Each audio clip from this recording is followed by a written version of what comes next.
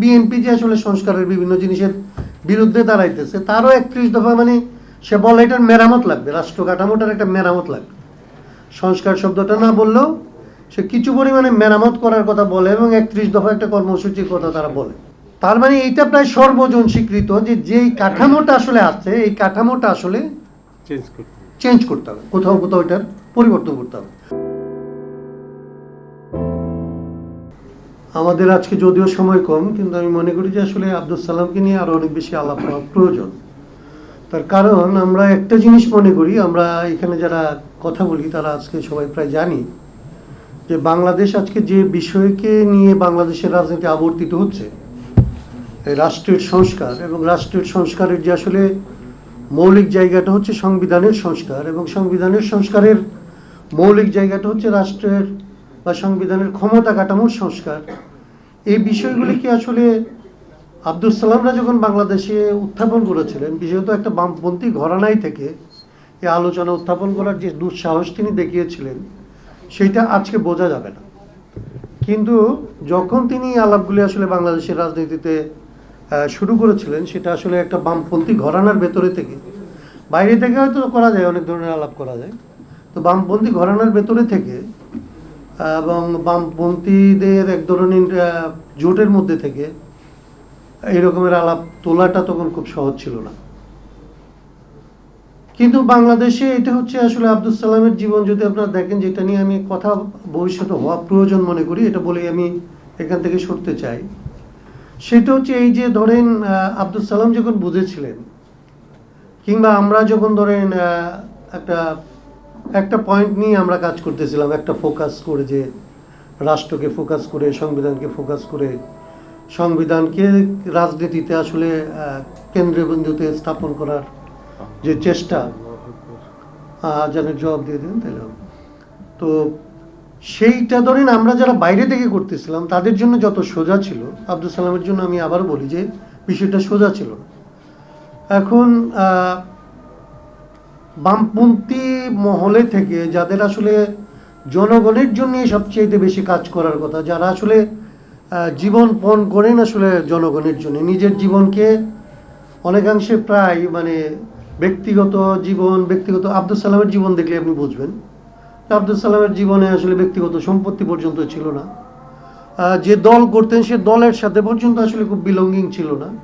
উনি এটাকে সবকিছুকে আসলে জনগণের স্বার্থে দিয়ে দেওয়াটাকে প্রয়োজন মনে করতেন, এবং সেটা দিয়ে দিয়ে দিয়ে আসলে আব্দুল সালাম হয়েছেন। সাধারণভাবে আমরা যে জীবনকে সফল জীবন বলি, আব্দুল সালামের জীবন মোটেও সেরকম সফল জীবন ছিল না। আব্দুল সালামকে তুলনামূলকভাবে একটু বোকা, সরল, বেশি অমায়িক, এরকম আসলে রাজনৈতিক নেতৃত্বে থাকার জন্য যে ধরনের চৌকস, সাজিয়ে গুজিয়ে কথা বলার চেষ্টা করা, এগুলি ছিল না ওনার মধ্যে। আমি তাকে 84 সাল থেকে চিন্তাম অন্য কারণে, সেটা এখন আলাপ করছি না। কিন্তু আমি যে কথাটা বলার জন্য কথাটা বলছি, যে আসলে ওনার ওই জায়গাটা নিয়ে আমাদের আলাপ হবে, যে বাংলাদেশের রাজনীতিতে সংবিধানের পরিবর্তন, সাংবিধানিক ক্ষমতা কাঠামোর পরিবর্তন এবং গণতান্ত্রিক রূপান্তর, এইটা যে একই কথার দুইটা অংশ। আপনি একটা গণতান্ত্রিক ব্যবস্থা প্রতিষ্ঠা করতে চাইবেন, এবং বাংলাদেশে যে ব্রিটিশ মডেলের কিংবা পাকিস্তানি মডেলের যে ক্ষমতা কাঠামো, সেই ক্ষমতা কাঠামোকে আপনি বদলানোর কথাটা বলবেন না, এটাকে আপনি পরিবর্তন করবেন না, এবং এই যুগ উপযোগী পরিবর্তন না করেই আপনি আসলে জনগণের কথা বলবেন, এরকম যে আসলে ধোঁয়াশাটা ছিল রাজনীতি থেকে, উনি এটাকে দূর করার একটা লড়াই করছিলেন। আরেকটা জায়গা হচ্ছে আমি যেটা বলতে চাইছিলাম, সেটা হচ্ছে যে এই লড়াইটা আমাদের দীপক আসলে কথাটা তুলছিল, যে এই লড়াইটাই আসলে শ্রেণী সংগ্রামের অংশ। এই শ্রেণী সংগ্রামটা কেবলমাত্র অর্থনৈতিক লড়াই না, অর্থনৈতিক লড়াইটা বামপন্থীরা আসলে করে রাজনৈতিক ক্ষমতাটা আসলে জনগণের কাছে নেয়ার জন্যে। এই যে রাজনৈতিক ক্ষমতাটাকে শ্রেণী সংগ্রামের চূড়ান্ত অংশ হিসেবে বুঝতে পারার যে জায়গাটা, এইটা আসলে আব্দুল সালামরা যেভাবে বুঝছিলেন এবং যেভাবে এটা স্থাপন করতে পারছিলেন, এখনও বাংলাদেশে যারা আসলে জীবনপণ করে কাজ করতেছেন তারা এটাকে কেন ধরতে পারেন না, সেই ধরতে না পারার জায়গাটা নিয়ে আলাদা করে আলাপ হওয়া দরকার।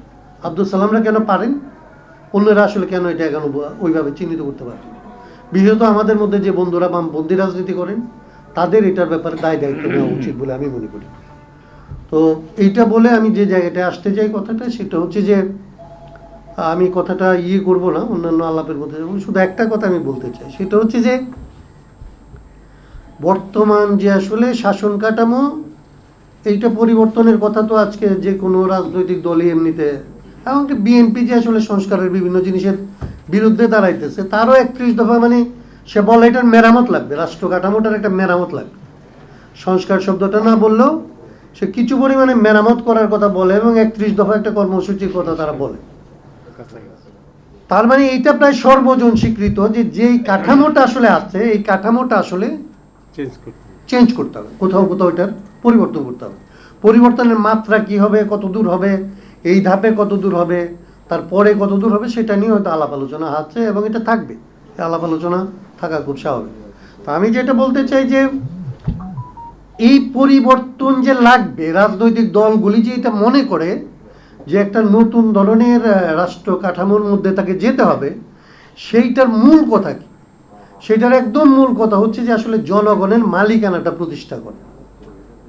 আপনার এই কাঠামো যদি আসলে জনগণের মালিকানার বিপরীত হয়, তাইলে আপনার এই অভ্যুত্থানের আকাঙ্ক্ষার প্রথম এবং প্রধান এবং শেষ কথা এটা হচ্ছে যে জনগণের মালিকানা প্রতিষ্ঠা করা। তো জনগণের মালিকানা প্রতিষ্ঠা করার অনেক আলাপ হইতে পারে, তার মধ্যে ভোটের আলাপটাই যদি আসেন, তো জনগণের মালিকানা সে ভোটের মধ্য দিয়ে যে প্রয়োগ করে, সে স্থানীয় সরকারের জন্য কতগুলো লোককে যখন নির্বাচন হয় সে ঠিক করে যে এই লোকগুলি স্থানীয় সরকার নির্বাচন করবে। জাতীয় সংসদের যখন নির্বাচন হয় তখন আপনি যান আসলে গিয়ে বলেন যে আমাদেরকে ভোট দেন, আমরা জাতীয় সংসদে গিয়ে এটা করব। তো আপনি যখন আসলে সংবিধানের কোনো একটা পরিবর্তন করবেন, এটাকে যখন আসলে সংস্কারের মতো পরিবর্তন করবেন, কাঠামোগত পরিবর্তন করবেন, তখন কি আপনি জনগণের কাছ থেকে এই অনুমতি আপনার নেওয়া লাগবে না? আপনি যদি নতুন সংবিধান করেন, 72 সালে আপনি যত বিতর্কই করেন, 71 সাল নিয়ে যত বিতর্কই করেন, 70 সালে এই নির্বাচনটা তারা করেছিল যে একটা গণপরিষদের সদস্য হিসেবে এবং সরকারের সদস্য হিসেবে তারা নির্বাচিত হতে চায়।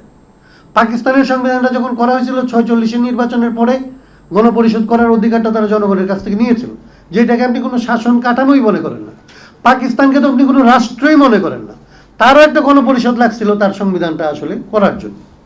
72 সালের যে সংবিধান, এটাকে অনেকে অনৈতিক, অধিকারবিহীন, কর্তৃত্ববিহীন মনে করেন, কিন্তু তারপরেও এটা সত্য যে 70 সালে যে নির্বাচন হয়েছিল সেই নির্বাচনে ওই সময় তাদেরকে বলতে হয়েছিল যে আমরা গণপরিষদে যাব এবং সাথে 70 সালে দুইটা দায়িত্ব পালন করার জন্য নির্বাচন।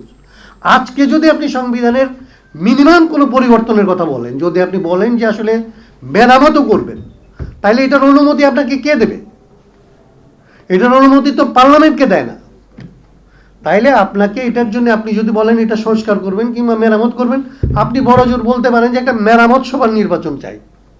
আপনি বলতে পারেন আমরা বলি এটা সংস্কার, আমরা বলি একটা সংস্কার সভার নির্বাচন চাই। কেউ যদি বলে নতুন, তাহলে তাকে একটা নতুন গণপরিষদ নির্বাচন চাইতে হবে।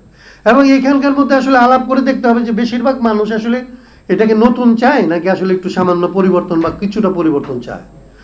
পরিবর্তন যদি চায় তাহলে এই অনুমতি আসলে জনগণের কাছ থেকে নিতে হবে।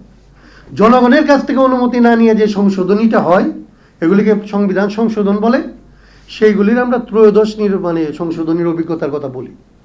যে আপনার এখানকার জনগণ 9 বছর ধরে লড়াই করে তত্ত্বাবধায়ক সরকার ব্যবস্থা প্রতিষ্ঠা হলো, তারপরে এটার অধীনে নির্বাচন হইতে থাকলো এবং একটা সময় গিয়ে একটা সরকারি দলের মনে হলো যে এই ব্যবস্থাটার আর দরকার নাই, আদালতকে ব্যবহার করে এইটাকে অবৈধ ঘোষণা করে দেওয়া হলো, তারাও পার্লামেন্টে বসে এটাকে অবৈধ ঘোষণা করে দেওয়া হলো।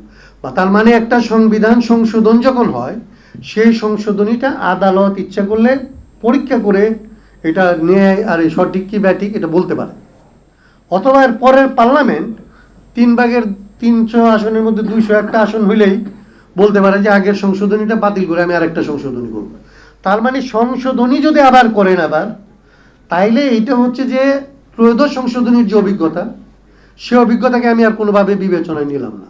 আর যদি আমি মনে করি যে এই 1400 মানুষ যারা মারা গেল, এই 30,000 সন্তান যারা আসলে এইভাবে এই পরিস্থিতির শিকার হইল এবং আজকে পর্যন্ত মারা যাওয়ার লাইনে যে আমাদের সন্তানরা আছে, তাদের প্রতি যদি আমি ন্যূনতম কোনো ধরনের দায়বদ্ধতা বোধ করি, আমি যদি এই অভ্যুত্থানকে কোনোভাবে তান্ত্রিক রূপান্তর যেই টার্মে আপনি বলেন, সেটা যদি সংবিধানের কোনো একটা অংশের কাঠামোগত পরিবর্তনের কথা হয়, তাইলে এটার জন্য একটা ব্যবস্থা আপনাকে এই নির্বাচনের মধ্যেই করতে হবে। আমরা এই ফর্মুলাটা বলি যে আপনি 70 সালের ফর্মুলাটা নেন, একই নির্বাচনের মধ্যে থেকে আপনি 2টা ক্ষমতা নেন, নিয়ে বৈশা প্রথমে আপনি যে পরিবর্তনটার জন্য আপনি ঐক্যমত কমিশনে আজকে তো একটা আলোচনা হবে, হয়তো আগে এটা একটা ঠিক হবে, আগেই ঠিক হয়ে ধরেন এটার একটা কতদূর পরিবর্তন করা যাবে সেটার ব্যাপারে একটা ঐকমত্য তো হবে। তো যতদূর পরিবর্তনের জন্য ঐকমত্য হবে ততদূর কাজ আপনি প্রথম অধিবেশনে বসে সংবিধান সংস্কার সভার লোক হিসাবে বসে এটা করে তারপরে রাষ্ট্র পরিচালনা করেন না, সমস্যা কি? এই তর্কগুলিকে আসলে কোনোভাবেই কূট তর্কের মধ্যে নিয়ে যাওয়া এবং জনগণের অধিকারকে, জনগণের কর্তৃত্বকে নাই করে ফেলার যে চেষ্টা করা, এইটাকে আসলে মোকাবেলা করার জন্য যারা জনগণের পক্ষে, জনগণের অধিকারের জন্য লড়াই করেন, যারা জনগণকেই সকল ক্ষমতার মালিক মনে করেন অথবা জনগণকে ক্ষমতার মালিক বানানোর চিন্তা করেন, তাদের আসলে আপত্তি করার জায়গাটা কোথায় আমি বুঝতে পারি না। আমার মনে হয় যে আমাদের মধ্যে এগুলি নিয়ে আরও আলাপ করতে হবে। আজকে এই পরিসরে আর কথা বাড়াচ্ছি না, আমাদের অনেক বক্তব্য রাখার জন্য অনেক মানুষ আছে, তারা কথা বলবেন, কিন্তু আমি মনে করি যে এটা নিয়ে আমাদের মধ্যে আরো ব্যাপক পরিসরে আলাপ হওয়া দরকার। সমস্যাগুলি কোথায় সেইটা আসলে আমাদের জানা দরকার। তাইলে আমরা যদি ভুল বলে থাকি তাহলে আমাদের সরে আসা লাগবে, অন্যরা যদি আসলে অযৌক্তিক কথা বলে তাহলে তারা তাদের জায়গা থেকে সরে যাবেন, এইটা আমরা মনে করি। এবং এর ভেতর দিয়ে একটা জাতীয় ঐকমত্য তৈরি করে আসলে এই বাংলাদেশে যে অস্থিরতা তৈরি হয়েছে সেই অস্থিরতাকে আসলে দূর করার জন্য অবিলম্বে যেটা আসলে দাবি করা হয়েছে এখান থেকে, যে বিচার সংস্কার এবং নির্বাচনের যে রোডম্যাপ, এটা আসলে অতি দ্রুতই এখানে ঘোষণা করতে হবে। এই দাবির সাথে একাত্মতা ঘোষণা করে আব্দুল সালামকে সামনে রেখে এই আয়োজন নিয়মিতভাবে করার জন্যে আমি গণসংহতি আন্দোলনকে ধন্যবাদ জানাই এবং তাদের প্রতি কৃতজ্ঞতা জানাই আমাকে এখানে কথা বলার সুযোগ দেওয়ার জন্য। আপনাদের সবাইকে ধন্যবাদ এবং কৃতজ্ঞতা। changeTV.press, এক ফোঁটা হলুদও নেই।